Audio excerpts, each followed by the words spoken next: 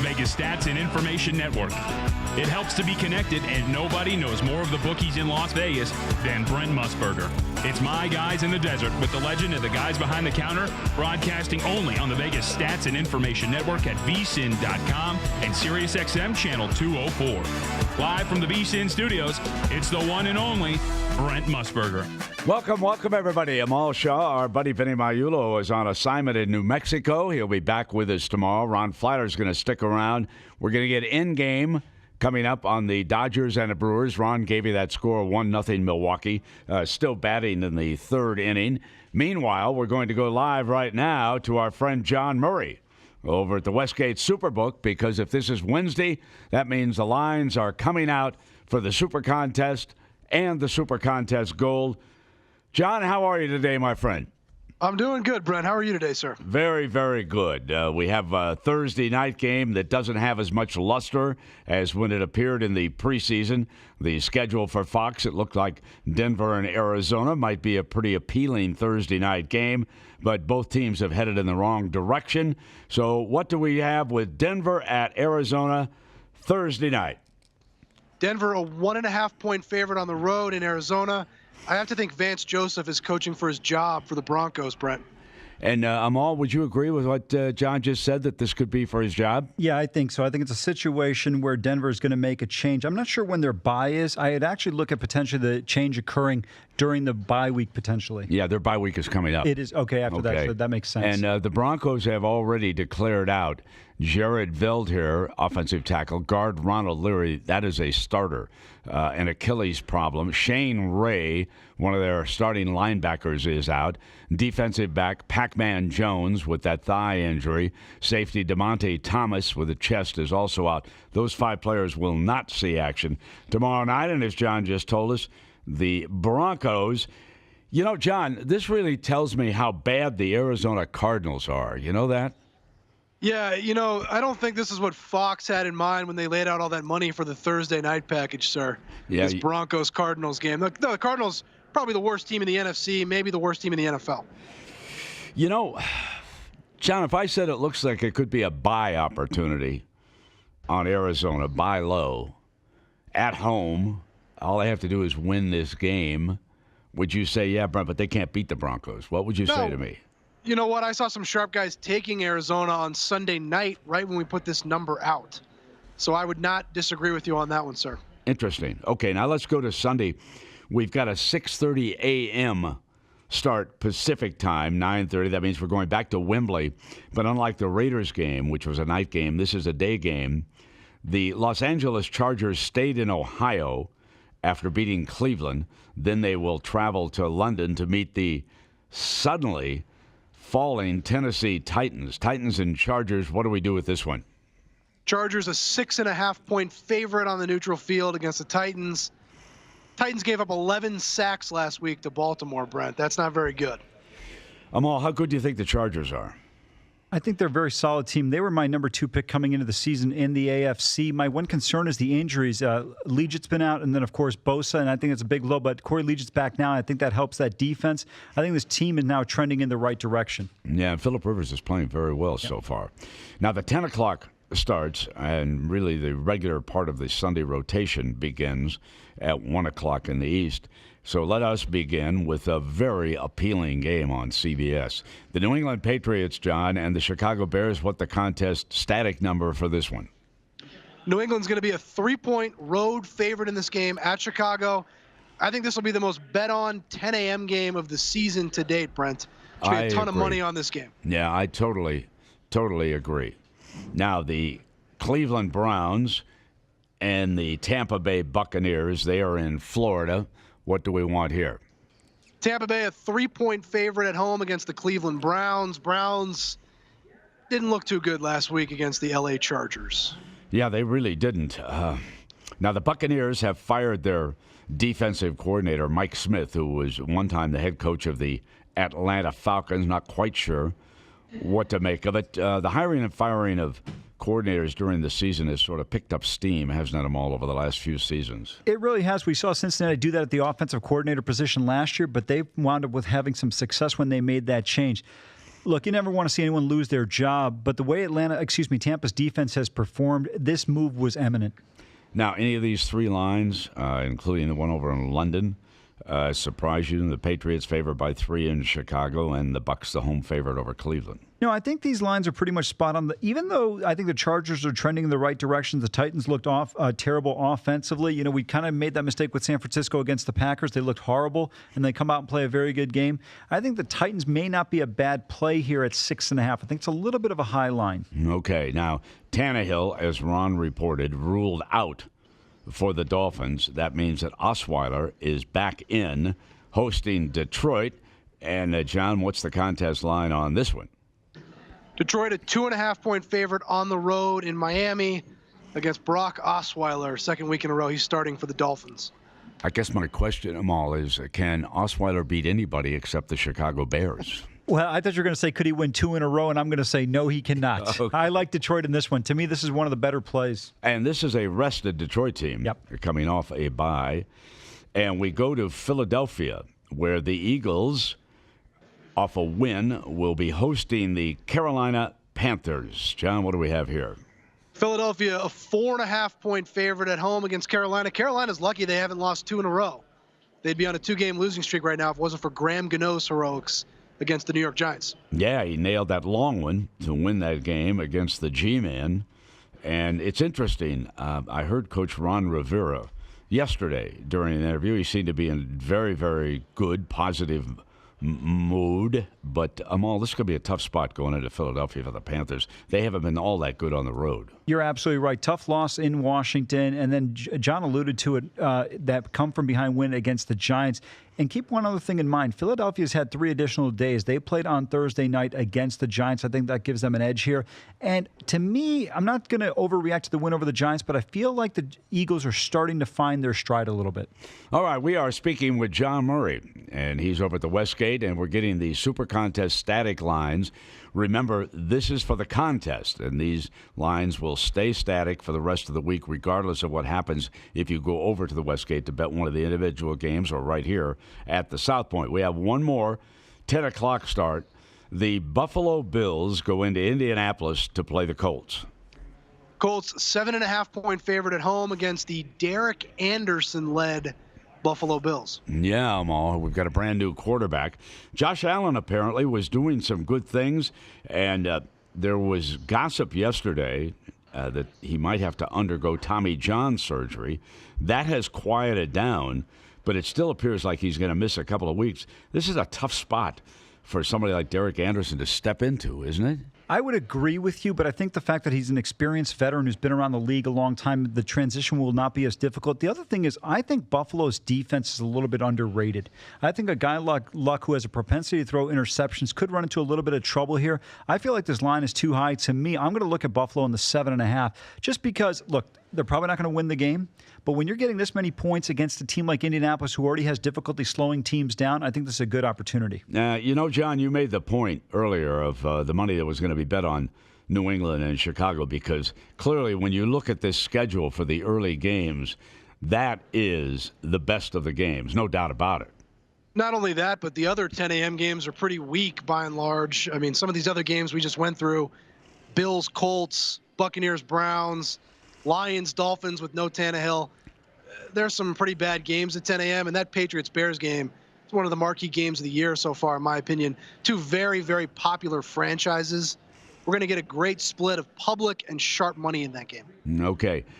John, before we take a break, I know we've got new audience joining us all the time. Run us back through what you've put up now, starting with the Thursday night game, Denver, Arizona.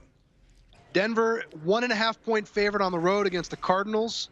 The Chargers, a 6.5-point favorite at Wembley Stadium over the Tennessee Titans. New England, a 3-point favorite on the road in Chicago. Tampa Bay, a 3-point favorite as well at home against the Cleveland Browns. The Lions, laying 2.5 on the road against the Miami Dolphins. Philadelphia Eagles are a 4.5-point favorite at home against the Carolina Panthers. And the Indianapolis Colts laying 7.5 at home to the Buffalo Bills. All right, we're going to take our first break, and when we come back, Ron Flatter is going to have an in-game update. We're going to find out if Milwaukee added any runs. They led the Dodgers 1-0, remember, back live, vsin.com, Sirius XM 204. It's My Guys in the Desert with Brent Musburger, only on the Vegas Stats and Information Network.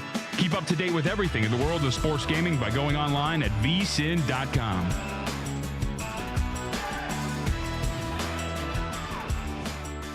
If you didn't catch vsin last week, here's some of what you missed. When it came to Ole Miss and Mississippi State, they said, listen, people are going to bet them anyway, so why don't we go ahead and book the bets? And that is the most intelligent answer. I don't know what New Jersey's thinking of not booking Rutgers. I mean, if anybody wants to go against Rutgers, is more likely the case, they can still get a bet down. You're correct. You have to applaud how they've allowed the people to come in, make the wagers. They know what people want to bet on, and they've really given us the flexibility to offer wagers, that the other, like you said, like Atlantic City not being able to take wagers on Jersey teams. It has sent a message to the rest of the roster that it's probably more important to be a good talker than a great fighter. And I've never felt that was a good thing. I thought it started with Chael Sonnen when he got a completely undeserved title shot against John Jones at 205, when he hadn't won a fight at 205 in 8 years. I think it has become that on steroids with Conor McGregor. And in no universe does he deserve a rematch, let alone a rematch for a title. Don't be locked into the construct of ATS, of pre-flop bets, if you will. All kinds of ways to bet, and hopefully you will find the vehicle at different times that works for you. Takes time. That's the other thing, man. And I say this just about like media that covers sports gambling. You can't know sports betting in a week. You can't know it in a month. You're going to take some lumps here or there. You're going to have some things that happen. You can't know it in a year. It has to be in your DNA. You have to live this for years and years and years before you really know the nuances of this. Yeah, I think there's a good case they made here for Texas Tech. First of all, TCU is a home favorite here in Fort Worth lately. Not too good value, 2-11-1, last 14 in that role. I'm not sure TCU is much better, if any better, than Texas Tech. And I'm not sure if Alan Bowman, the freshman quarterback, can't go, and it looks like he probably won't tonight. But Texas Tech might not be better off with the backup Jet Duffy, who actually came in there against West Virginia and rallied the Red Raiders 2 weeks ago in their last game. Now back to Sin City and My Guys in the Desert with the legend Brent Musburger, live on the Vegas Stats and Information Network, SiriusXM Channel 204, and vsin.com. All right, we'll get to Brent in just a moment. Ron Flatter here with a mini update coming to you now, looking at NLCS game number 5, as right now the Milwaukee Brewers hold a 1-0 lead through 3 innings against the LA Dodgers. Eventful right now, though, because the Dodgers had to find themselves getting out of a bases-loaded jam. Finally, it was Jesus Aguilar striking out with the bases loaded and 2 outs. As far as the in-game betting, at one point, the Brewers were 90-cent favorites when they got the first run of the game, and the Dodgers were 60-cent underdogs. Now it has swayed back and forth, and in global betting, the Brewers now are a -140 favorite. The Dodgers on the 30-cent straddle are +110. The total now has dropped from 7.5 down to 5.5, with shading to the over. And if you take the run line right now, the Brewers -1.5, it's +165.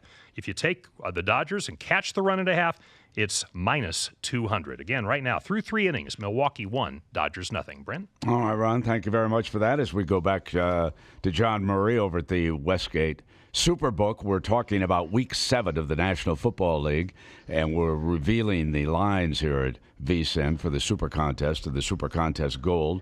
We've gone through the early ones. John, let's pick it up with the some of the later games, although we do have a couple of early ones. I see they rescheduled a couple of things, I note. And let us go to the Minnesota Vikings and the New York Jets. I see on my schedule that they have rescheduled that one to go off early. That helps that schedule dramatically. So what do we have on the Vikings and the Jets?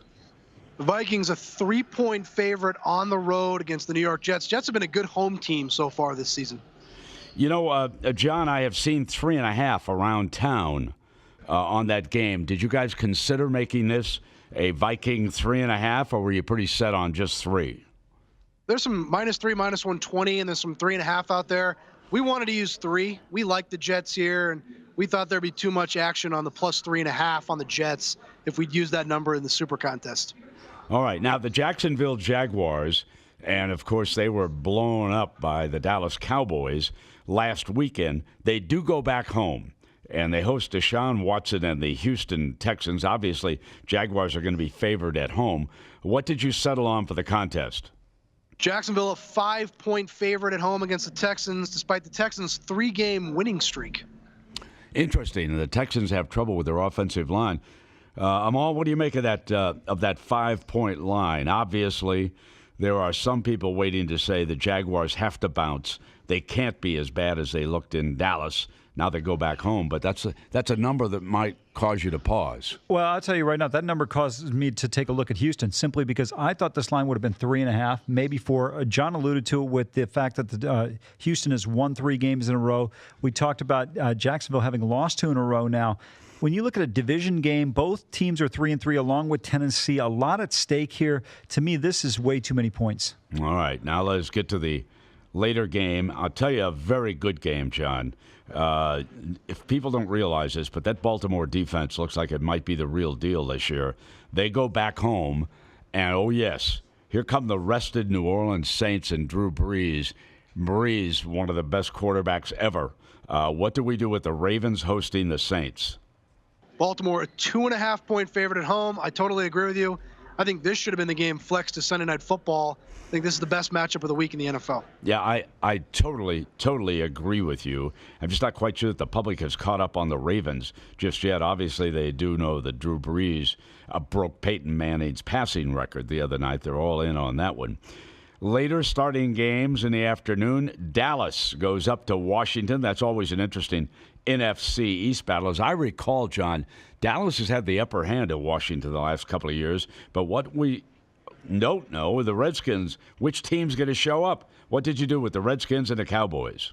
The Redskins are a 2-point favorite in this game. I think Dallas is going to be one of the most popular public sides this week. Dallas coming off that huge win over Jacksonville. I can't say I blame the public here. I've been to a lot of Redskins-Cowboys games in Washington. Dallas usually beats us. That's right. You are a huge Redskin fan, and you went down. You were there that night with Drew Brees, right, in New Orleans. You were in the I was Dome. in New Orleans, yeah. And I've sat through many Redskins-Cowboy games, and usually the Cowboys get us, especially in a situation where people are picking the Redskins and they're a small favorite. That's usually when the Redskins would lose, but we'll see what happens on Sunday. You know how you can tell the Redskins are a winning program? When guys complain about having bad years, he forgets that Joe Gibbs led him to 3 Super Bowls with 3 different quarterbacks. You know, guys like me who grew up in Northeast Ohio just hope to make one appearance in a lifetime. Yeah, I was almost born for that first Super Bowl win against John, Miami. That's not my problem. You guys still got rings. And then I was a little kid for 2 more, so it was great, man. That big win over the Dolphins before my birth was a big one. All right. The original Sunday night game, however, was going to be the Los Angeles Rams against the San Francisco 49ers. And you wonder, as they watch the 49ers play hard against Green Bay, if some of the TV executives weren't wishing, hey, maybe we should have kept that game. But anyway, what do we have? Rams and 49ers, John. The Rams, a 9.5-point favorite on the road. This is the Rams' 3rd straight road game in which they've been a touchdown or higher favorite. They failed to cover the last 2 weeks against the Seahawks and the Broncos. So you figure if you'd have made it 10 that the whole world would have jumped on San Francisco in the contest? Is that what you're thinking? I think so, especially after Monday night. The 49ers look pretty competitive, although the Rams are a much more complete team than the Packers are. Mm-hmm. The Packers are basically a one-man band. Okay. Now, the game that was moved to Sunday night, and it is all because of one guy by the name of Patrick Mahomes, and the Kansas City Chiefs are 6-0 against the spread this year, and they will host the Cincinnati Bengals. Bengals and Chiefs, John. Kansas City, a 6-point favorite at Arrowhead against the Bengals. And, Brent, I'm not going to pick against Patrick Mahomes for you again this week in the Super Contest. I'm not going to put you through that again after last week. John, I was glad I was in London and was not awake for the second half of that game, but I really do not hold you responsible. You should. You should hold me responsible for any losers. But, no, Mahomes is incredible. I'm not going to the well again. I'm not picking against that kid again this week. Amal, your feeling about Mahomes? He's outstanding. I'd like to give both of you guys the business, but I feel like New England was a proper side in that game. I agree. Sometimes it doesn't work out that way. He's amazing, and one of the things I like about him, I saw in the post game, is his poise. The way he handled it. He talked about the interception he threw. Brent, he threw a critical INT at the end of the first half, and I thought it was going to be important in a game where there's going to be some opportunities to score, and that hurt them. And his answer at the podium was outstanding. He said, look, I made a mistake. Watch the tape. I'll learn from it, and I won't make it again. It showed a lot of maturity to me. You could see that his dad was a former big league pitcher. I thought that helps him immensely in terms of how he handles things. And the other thing I liked is that touchdown pass he threw to Hill in the back corner. Like myself and many other people, he thought he was going probably to Keem Hunt, but he overthrew the ball. And they asked him, he goes, who were you throwing to? He goes, a magician never reveals his secrets. That's a good line. Well done, Patrick Mahomes. And his daddy pitched for over a decade in the major leagues. And Patrick himself spent a lot of time in major league locker rooms. So you're right, the moment is not too big for him. So we go to Monday night, and the New York Giants just struggling to stay alive. They go into Atlanta to play the Falcons. And, John, what do we do with this one? Atlanta, 5.5-point favorite at home, Monday Night Football against the New York Giants. Giants, 11 days to prepare for this game. They played the previous Thursday night. Okay, as we take a look at the numbers that we have, which of these games caused you fellas over at the Superbook at the Westgate the most discussion? Was there a disagreement on one of them at all? There wasn't as much discussion this week. A little bit about the Miami game, but, Tannehill's definitely not playing. So we were pretty confident using the 2.5 there. Little discussion on the Vikings-Jets game because the market does have some 3.5s out there. But overall, this was a pretty easy week for the Super Contest numbers. Okay, the ones that we just spoke about. Again, new audience joins us all the time, late afternoon. Run back through the numbers on these games that we just discussed. No problem. We've got the Vikings as a 3-point favorite on the road against the Jets. Jacksonville laying 5 at home to the Houston Texans. Baltimore, a 2.5-point favorite against the New Orleans Saints in Baltimore. The Redskins, a 2-point favorite at home against the Dallas Cowboys. The Rams are laying 9.5 on the road in San Francisco. Kansas City, a 6-point favorite on Sunday Night Football at home against the Cincinnati Bengals. And the Atlanta Falcons, a 5.5-point favorite against the New York Giants in Atlanta on Monday night. Okay, now, I am going to pick the Los Angeles Chargers going into London. I love how they're handling this. Staying in Cleveland, in that area, for 4 days. The team was given a couple of days off. Some of the quotes from the players impressed me. They're going to the Rock and Roll Hall of Fame, which I enjoyed. They're going to make a little trek down to the NFL Hall of Fame, which is close to Cleveland. Then they board up the plane and they fly to London. And they're going to have tours of some of the great scenes over there in London. I like how the Chargers are approaching this road trip. I'm all in on them in London, giving the 6.5. I'm all, before we get John's key pick for me, how about you? Have you got one for VSiN? One, I love when you guys pick winners for me. Well, last week it was the Miami Dolphins at home. This week I'm going to go against them. I like Detroit. I thought Brock Osweiler did a nice job filling in for Tannehill, but Detroit coming off the bye, I think that's a little bit better spot. Also, if you remember last week, Brent, the Bears were laying the full 3. Here you don't have to give the field goal. It's less than that, and I think that's going to be critical. Yeah, okay. So the Lions are in on VSiN 1. And now we go to the Magic Man himself, Mr. Murray. John, what have you got for me, lad? I'm going against the Patriots for a second week in a row. I'll take the Chicago Bears +3. I think we're going to see a real public sharp split in this game with the Sharps taking the Bears. This is New England's first road game in a month. They played their last 3 games at home. Patriots 0-2 on the road this season. Bears need to bounce back in a big way after the Miami loss on Sunday. I'll take the Bears +3. It's interesting. I was watching up on the NFL Network a part of the replay of the Miami-Chicago game. I guess, Amal, I didn't realize that Khalil Mack nursing a bit of an injury. They took him off the field in some key situations. Is he going to be okay? Yeah, it seems like he's going to be able to go this week, but how much and how effective he's going to be is still going to be questionable. And I think you raised a great point. That was a difference in terms of the Bears able to getting pressure on Brock Osweiler in that game. Yeah, so we need him. We need him, John. And so we've got your Bears. Amal's Lions, and I'm in on the Chargers. So I'll find a couple other rascals who can looking for that perfect fight. I'd ask my man, Mr. Flatter, but he's all in on this on this baseball. Ron, any update on the Dodgers and the Brewers? Each team went tiptoeing through their half innings, and so it's still 1-0 in the fourth right now, with Milwaukee leading as far as in-game is concerned. The Dodgers are actually now a minus 140 favorite. They got a base runner now to open the fourth inning, and so that makes them a minus 140 in-game favorite. Again, on the 30-cent straddle, the Brewers at plus 110. And as far as the total is concerned, the under, 25 cents a shading to that side, 5.5 runs at this point. Okay. John, how about over at the Westgate? Do you have some in-game betting on the baseball playoffs? It's such compelling television. It's the best part of the baseball season. Do you have some in-game bettors out there?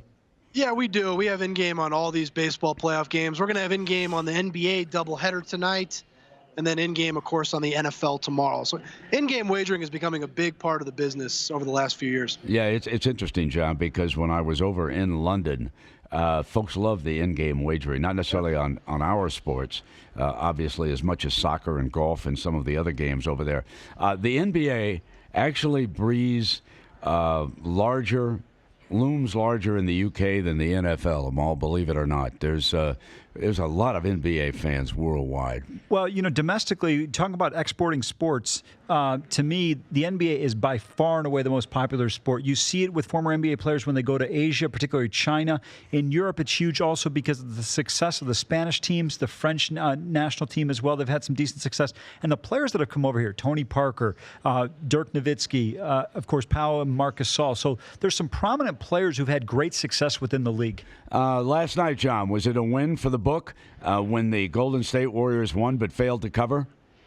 Yeah, we did fine on that game. Our biggest wins were on the baseball games, actually, Brent. The the Brewers, especially beating the Red Sox beating the Astros, was the big win for us. Then we had a guy bet Dodgers minus 1.5. So the Brewers covered that for us. Yeah. So we did really well on the baseball. The basketball was just an okay result. Just an okay result. I stayed up. I actually watched the end of the baseball game last night. Were you watching, John, or did you? No, of course I always watch the NLCS games, Brent. There's nothing better than playoff baseball. You are so right. Mal, did you watch the end of it? I didn't. I recorded the game. I went home and went to sleep at about 6 o'clock. Next thing I knew, I woke up at midnight, and I couldn't believe the game lasted 5 hours. And a friend of mine told me this morning it ended at 2:24 Eastern time. Eastern time. Yeah. I can't imagine that they had much of an audience because there just wasn't any offense. Nothing went on. I'm not sure the Dodgers scored until they won it from the 5th inning on. I'd have to go back and take a look at my notes. John, before we let you go, from the top, my friend, run back through the Westgate Super Contest lines for Week 7 here in the National Football League and, of course, the Super Contest Gold. So go ahead and give everybody a look at what you've done with all the games this week. No problem. Denver Broncos a 1.5-point favorite tomorrow night at the Arizona Cardinals. The Chargers a 6.5-point favorite in London against the Tennessee Titans. New England laying 3 on the road in Chicago. Tampa Bay a 3-point favorite at home against the Cleveland Browns. The Lions laying 2.5 on the road in Miami. Philadelphia a 4.5-point favorite against the Carolina Panthers at home. The Colts a 7.5-point favorite at home against the Buffalo Bills. The Minnesota Vikings are a 3-point favorite on the road against the New York Jets. Jacksonville, a 5-point favorite at home against the Texans. The Baltimore Ravens giving 2.5 to the Saints. That game's in Baltimore. The Washington Redskins laying 2 to the Dallas Cowboys at home. The Rams laying 9.5 on the road in San Francisco. Kansas City, a 6-point favorite at home on Sunday Night Football against the Cincinnati Bengals. And Atlanta is a 5.5-point favorite on Monday Night Football against the New York Football Giants. All right. John, thank you so much, my friend. We shall check in with you next week, and go Bears. Yes, sir. Go Bears. John Murray over at the Westgate Superbook. We take a break, and when we come back, Ron Flatter again will update the baseball. He's also going to give you the line on the second game tonight here to see if there's any movement at the South Point. Back live, vsin.com, Sirius XM 204. It's My Guys in the Desert with Brent Musburger, only on the Vegas Stats and Information Network. Keep up to date with everything in the world of sports gaming by going online at vsin.com. catch VSiN last week, here's some of what you missed. And a pro team getting 7 points is a big, big deal also. So even though they got their ass kicked yesterday, you can understand why the +7 came in. Who has more to play for the next week, in essence? A team that lost or a team that won? And I know that probably sounds crazy, but the losing team has more adjustments they're going to make. It doesn't sound crazy at all because you only got 16 games. Yeah. So every game is damn important. Let me expand on Jimmy's point, too, because, again, this is important as well. What professionals will do, it's not even they're betting on teams. What they're betting on are numbers here, and these are key numbers here.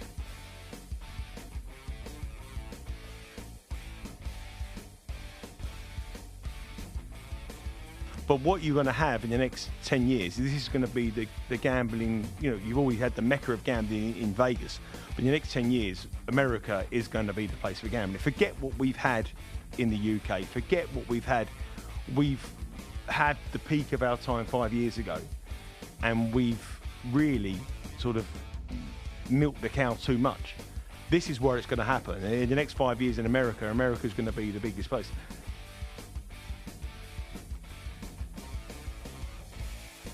Typically, if I'm off on several games, which I was, you would think, all right, well, you must love 3 or 4 games then. Mm-hmm. And in reviewing them, I'm like, maybe it's a commentary on me being skittish. Maybe it's a commentary on just how I feel like every one of these teams is so Jekyll and Hyde that I don't feel confident in it. But I literally, of all those games, I still only like Tampa Bay. Yeah, and that's a fair point, and it's an important point, Gil, because it's not automatic where you have, let's say, a 1 to 2 point differential where you're going to say it's an automatic play, because then you start saying, okay, wait a second, did I miss something? I think to your second point too, it's like, these teams, who are they? I don't think that Beckham is doing the Giants any favors. Also, Manning just seems to be, the game has passed him by, it seems like now. He doesn't fit the offense that this team is looking to run. So I definitely feel that the Eagles, with Carson Wentz now coming back, he's getting more and more acclimated, more and more healthy. Although they do have injuries, the Eagles, I think they can overcome this road game on a Thursday night and beat the Giants.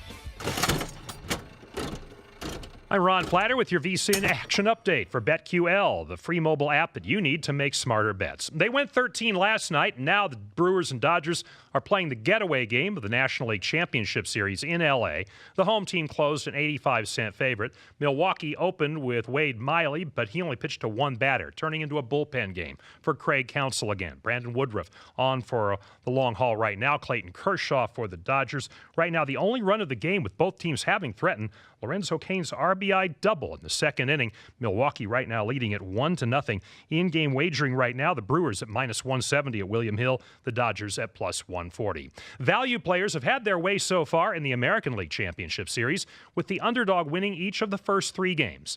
With that in mind, Rick Porcello and the Red Sox are +130 tonight. Actually, at +140 now, visiting Charlie Morton and the Astros, who are 50-cent favorites to even the series. The total is 8.5 with 25 cents of underjuice.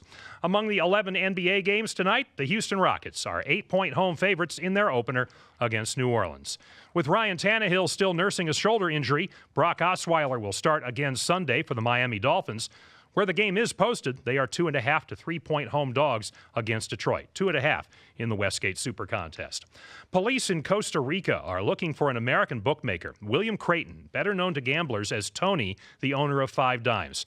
He hasn't been seen in more than 3 weeks. Police would not confirm 2 Costa Rican media reports that his family has already wired a ransom payment of at least $750,000 to kidnappers. This action update is sponsored by BetQL, the free mobile app that you need to make smarter bets. Track line movement, public betting trends, follow your picks, and get value bets of the day. Head to betql.co and download BetQL today. More with Brent Musburger here on VSiN. Now back to Sin City and My Guys in the Desert with the legend Brent Musburger, live on the Vegas Stats and Information Network, SiriusXM Channel 204, and vsin.com. Amal, a couple of stories around the country and the world for that fact, and we can discuss involving sports wagering. This from Patrick Everson, who does a great job over there for covers and frequently is one of our hosts here at VSIN. This is the first day of sports betting down at the Santa Ana Star Casino in New Mexico. Now, let me fill you in on this. This is not a state legislature that approved wagering in the state of New Mexico. This is basically an Indian casino saying we make our own rules, and since it's legal in the United States, as ruled by the Supreme Court, we are going to book bets. So the Santa Ana Star Casino opened up, quote, action brisk, most of the wagers lower range. Dodgers are extremely popular right now, as were the Celtics. The Dodgers for a long time had a AAA team down in Albuquerque, so certainly that could not surprise us at all. The Celtics are a national team. The point of this story is, I would think that Indian casinos specifically in the state of California are keeping a very, very close eye on this. They don't want to go through the process of the state legislature if they can just go ahead and open up a sports book over there. Oh, you're absolutely right. I think a variety of states are going to pay attention to this. One that, for me, that comes to mind is the state of Oklahoma, because you have tons of Indian casinos there in that particular state. I think it's the most in the nation. So I think this will be something key in terms of how other states proceed, or particular Indian reservations proceed, rather, in terms of getting sports betting. There is one lobby that is very interested in this, though, and that's the horse racing lobby in California. Folks at Santa Anita, the Stronach Group, which has got its own infighting lawsuit going on right now that's a separate issue. But because the Stronach Group is so powerful in California, they would like to have sports gambling come through the racetracks. So there is some infighting in Sacramento right now to determine who actually does get their hand on the throttle of who will actually have sports betting in the state of California. But here in the state of New Mexico, basically, the Indian reservation has said, no. We are our own nation, right, and we're going to have it. And so why wouldn't the California Indian reservation say the same thing? Because they were so empowered within the New Mexico legislature as part of their agreement to have that casino in New Mexico and have gambling boundaries, per se. It's very different in California because they made an agreement that the Indian casinos in California have a separate and different agreement with Sacramento. Ron makes an excellent point. Connecticut is the same way. Mohegan Sun, for example, Foxwoods, they are all governed by different, basically, rules as opposed to what New Mexico is. So I think each state is going to have to take it on individually instead of just with a broad brush in terms of how it applies in New Mexico. How about Oklahoma? I'm not that sure in terms of how it works. I will say this, just from experience. So WinStar Casino, which is about 45 minutes to an hour outside of Dallas, one of the largest in the world, they are basically their own entity. And so I have been told about some issues that have come up in some rulings in terms of like jackpots that have been hit that have not gone in favor of the consumer. And there's not much recourse there, Brent. So I would just advise a little bit of caution when these things come about. You know, it's interesting if you go back to the treaties between the U.S. government and the Indians. Indians east, the tribes that were east of the Mississippi, have different regulations than the tribes that were west of the Mississippi, which is sort of interesting when you talk to a lawyer who understands the legal ramifications of this. It really is. I mean, it's unfortunate, and I think this is what the complaint about sports betting as a whole nationwide was. If you live outside of the Silver State in Nevada, the other 49 people couldn't wager on it, and I think now that it's starting to come to fruition elsewhere, to me, going back to the point Ron made, I think is very critical. We'll see how everyone's going to be watching New Mexico and several of these other states over the next 6 to 8 months, and I think we'll see a lot more progression by the end of 2019 in terms of sports betting nationwide. And indeed, I mean, look, we still got 2 more states on deck that are going to add sports gambling before this year is out, Pennsylvania and Rhode Island. Interesting right now, with New Mexico added, if you just look at the populations of states that have sports gambling right now, it's 20 million total. When we add Pennsylvania and Rhode Island, it goes to 32 and change. So it's moving quickly. It's, you know, it may be dribs and drabs in terms of numbers of states, but in terms of residents having it available to them, it's moving up pretty quickly. You know, one thing, though, I would caution for every state is the overreaction of what the revenue streams are going to be from a state budget standpoint. I think a lot of people are looking at this some sort of quick fix, but when you look at it here in the state of Nevada, sports betting is about 2% of the economic impact within the casino. And so when you look at it from a budget standpoint, I think a lot of people are thinking, oh, sports betting is going to come in here and it's going to solve all our problems. It's not. I think it's just an enhancement. It makes it better for people within those regions to be able to engage in activity without having to take on somebody who might be doing it, you know, below the law or, you know, just illegally. So I think that helps overall. Interesting survey, by the way, just came out. East Carolina University just conducted it, over 1,000 people nationwide. 47% of the people surveyed are in favor of a legalized sports gambling. 40 years ago, that number was about 1/4 of the nation. Interesting. All right. Before we go to break, put up the spread on tonight's second Major League Baseball game, Game 4. Red Sox lead Houston 2-1 as they won last night. And we can see that the Astros are a solid minus 150 favorite with Charlie Morton going against Rick Porcello. And you can get plus 140 on your $100 if you want to back the Red Sox to go up 3-1 in this series. Amal, your feeling tonight, we've got a total of 8.5 on the run line. If you're all in on the Astros and you give a run and a half, you can get plus 135. Astros are minus a run and a half. Plus 135. I don't know what you're feeling about these numbers. You know, when I look at the postseason, I tend to be an under person to begin with, and in the postseason even more so just because runs are at a premium. But I like Porcello here at this plus price. I thought Boston, when they scored the 3 runs in Game 2 in that third inning with Jackie Bradley Jr.'s double, I thought it was a series-changing play. We saw it yesterday, the Red Sox offense scoring 8 runs. I felt all along that their offense is better than Houston's, and I think that'll be the slight difference at plus value here. Ron, before I go off to commercial, again, tell everybody what happened in the first inning regarding the Milwaukee pitching situation against the Dodgers and where we stand with that game. With Wade Miley pitching for Milwaukee, the Dodgers set up a mostly righty-hitting lineup. Craig Counsell used Miley for exactly one batter who was walked, subbed him out. Miley will start Game 6. Brandon Woodruff has gone the bulk of the game now for Milwaukee, a right-hander. That's kind of thrown things off for the Dodgers, but neither team's really lighting it up right now. Brewers did score in the second inning, left the bases loaded, though, against Clayton Kershaw.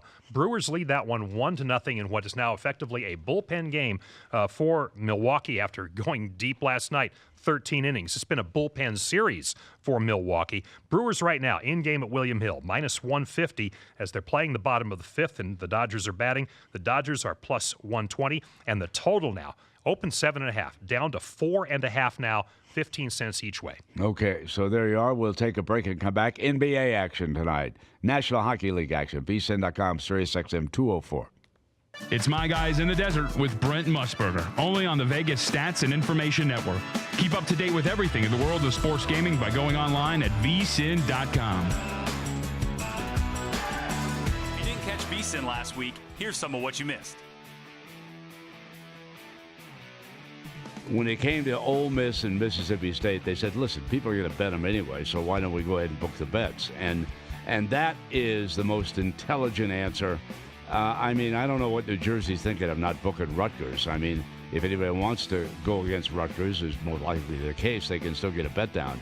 You're correct. You have to applaud how they've allowed the people to come in, make the wagers. They know what people want to bet on, and they've really given us the flexibility to offer wagers, you know, that the other, like you said, like Atlantic City not being able to take wagers on Jersey teams.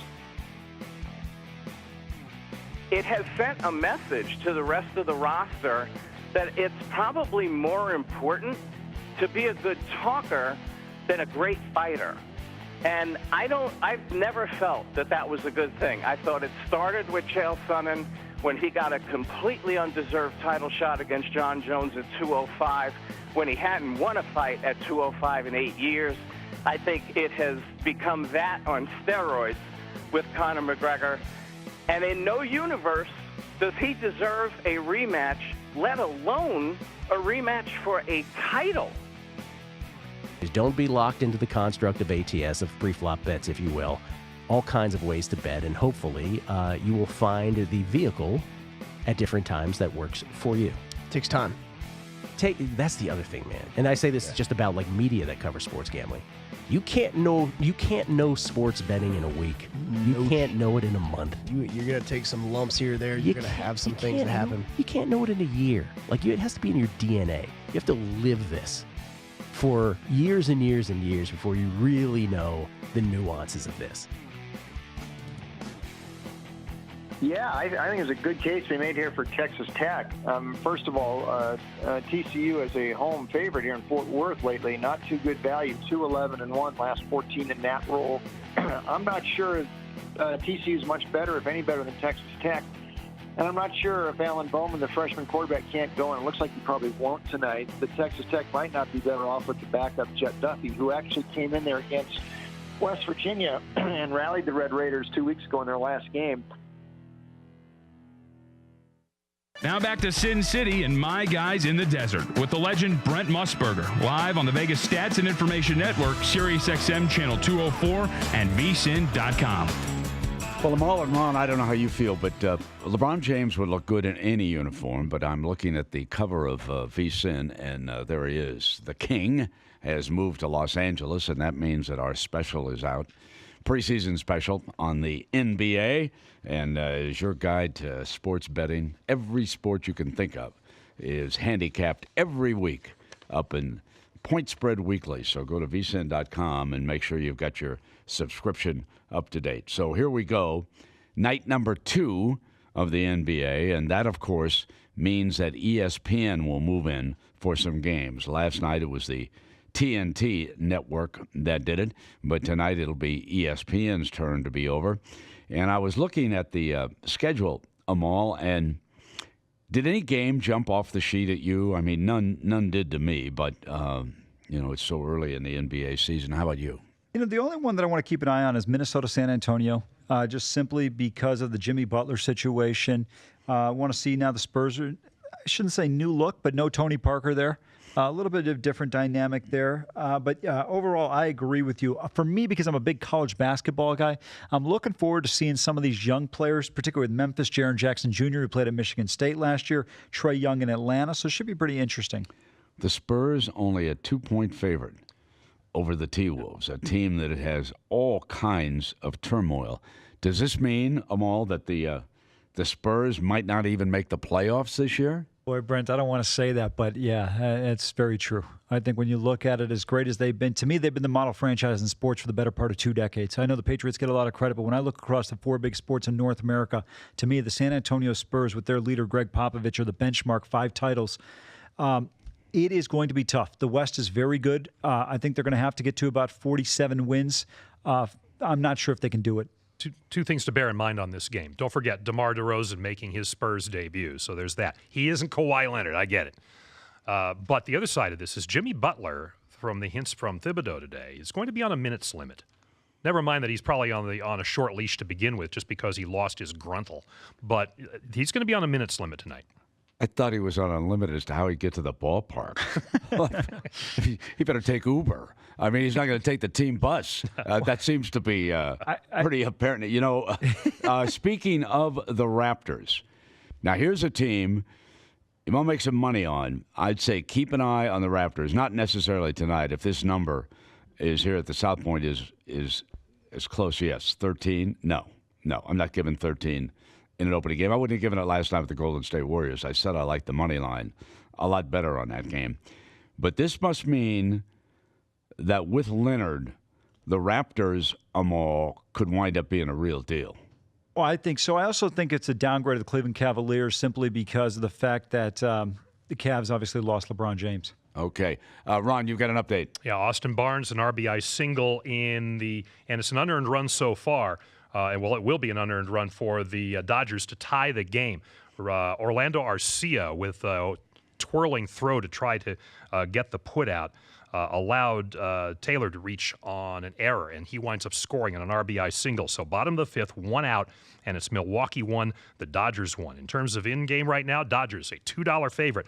Buyback, Milwaukee plus 65. Is Clayton Kershaw still pitching, or have they pinch hit for him? He's due up, I think, now. So we're about to find out. He just bunted out, actually. He bunted out. Here's the thing, Brent. You brought up a great point because he had to come to the plate with 2 outs.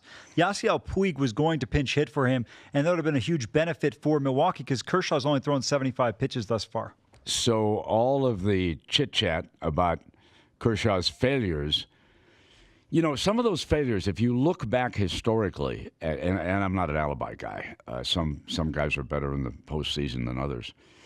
But he's pitched on short rest a lot of times in the postseason, and that could impact his record. So we'll see. He's still out there, and as Ron gave you the update, they're deadlocked at 1.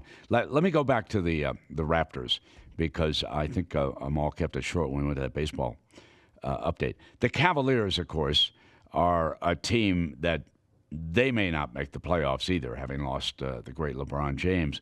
But Kawhi Leonard, he's going to wind up finding out that Toronto is a pretty good city to play in. It's a great city. From a fan base standpoint, it's outstanding. It's a major metropolitan city. I mean, it's a global city. It's an international city. I think it's going to be great. I think don't discount him re-signing there. The only big caveat I put out there is the tax implication.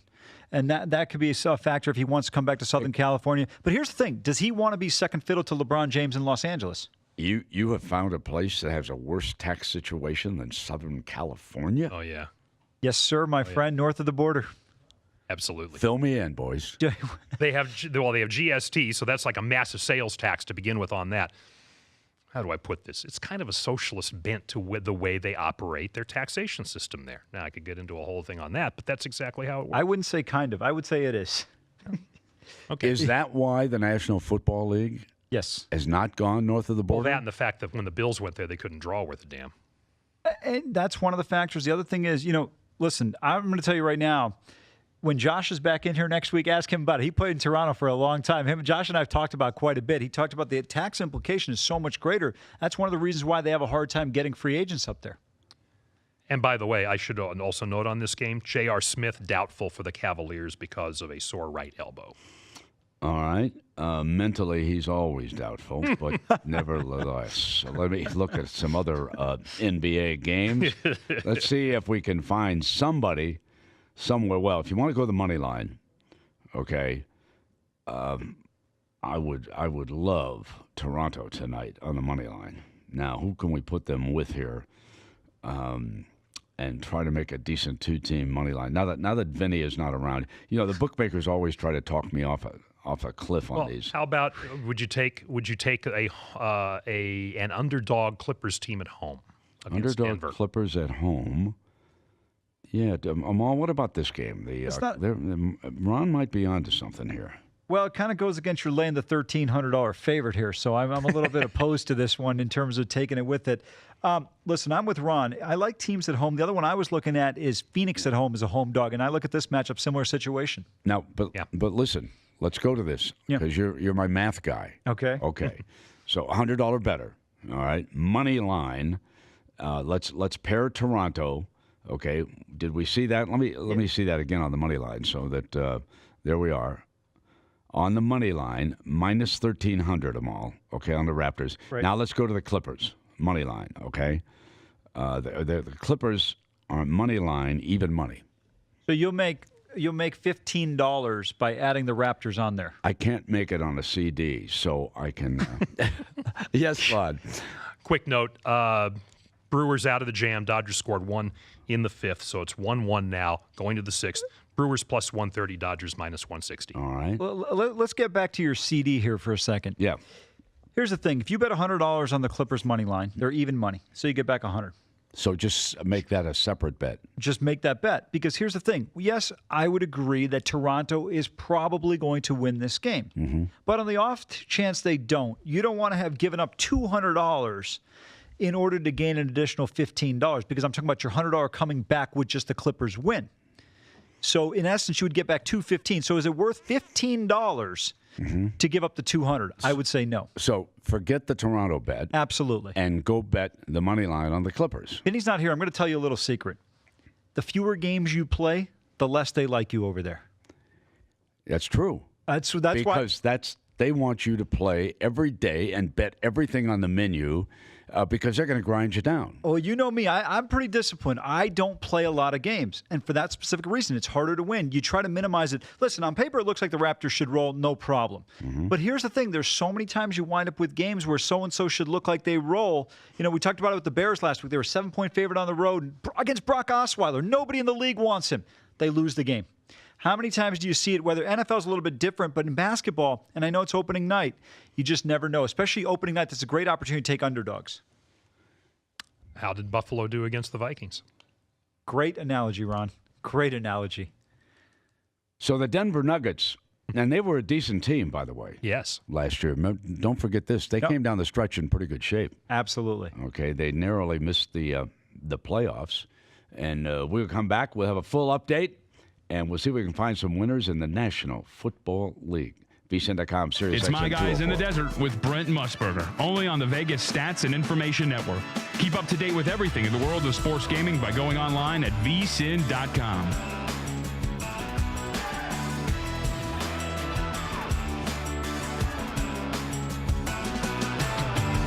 I'm Brent Musburger, reminding you that the football betting season is here. There is nothing like it. Are you ready to celebrate the thrill of victory and cash a ticket even on defeats? Sharpen your edge now with the help of Matt Humans, Dave Tooley, and the rest of my guys in the desert. We'll get you prepared for the football season with exclusive handicapping stories and data that you won't find anywhere else. Go to vsin.com/subscribe for the package that makes sense for you, including a 1-week trial at no charge. Our new all-access subscription includes Point Spread Weekly, vSin's digital magazine designed to make you a better handicapper and avoid the agony of defeat. You'll also get vSin's 140-plus page college football betting guide, followed by our comprehensive pro football betting guide. Sign up now, vsin.com/subscribe. That's vsin.com/subscribe. Remember, cashing tickets is what it's all about. If you didn't catch VSiN last week, here's some of what you missed. And a pro team getting 7 points is a big, big deal also. So even though they got their ass kicked yesterday, you can understand why the +7 came in. Who has more to play for the next week, in essence? A team that lost or a team that won? And I know that probably sounds crazy, but the losing team has more adjustments they're going to make. It doesn't sound crazy at all because you only got 16 games. Yeah. So every game is damn important. Let me expand on Jimmy's point, too, because, again, this is important as well. What professionals will do, it's not even they're betting on teams. What they're betting on are numbers here, and these are key numbers here.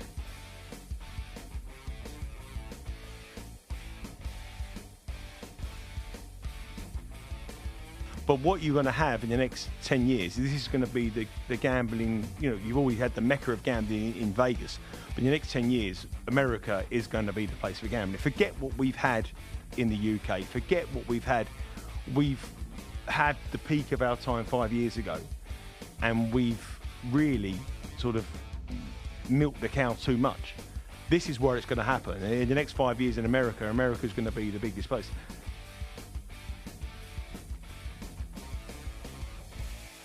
Typically, if I'm off on several games, which I was, you would think, all right, well, you must love 3 or 4 games then. Mm-hmm. And in reviewing them, I'm like, maybe it's a commentary on me being skittish. Maybe it's a commentary on just how I feel like every one of these teams is so Jekyll and Hyde that I don't feel confident in it. But I literally, of all those games, I still only like Tampa Bay. Yeah, and that's a fair point, and it's an important point, Gil, because it's not automatic where you have, let's say, a 1 to 2 point differential where you're going to say it's an automatic play, because then you start saying, okay, wait a second, did I miss something? I think to your second point too, it's like, these teams, who are they?